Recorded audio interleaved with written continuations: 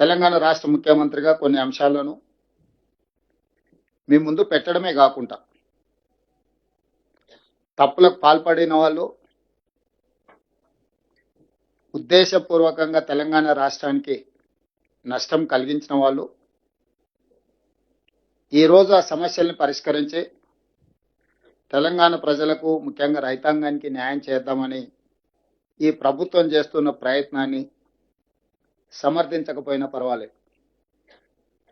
వాళ్ళ సంకుచిత స్వభావంతో ఈ ప్రభుత్వాన్ని విమర్శించడమే కాకుండా ఈ ప్రభుత్వం యొక్క ఉద్దేశాన్ని, ఆలోచనను, అవగాహనను తప్పుబట్టి ప్రజలకు తప్పుడు సమాచారాన్ని చేరవేసే ప్రయత్నం చేస్తున్నారు.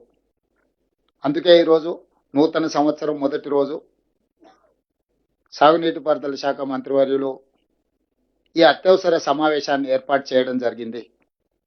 ఈ సమావేశం ద్వారా ప్రజాప్రతినిధులకు సమాచారాన్ని అందించడమే కాకుండా తెలంగాణ వాదులందరికీ కూడా అంశాలను వివరించే ప్రయత్నం ఇది.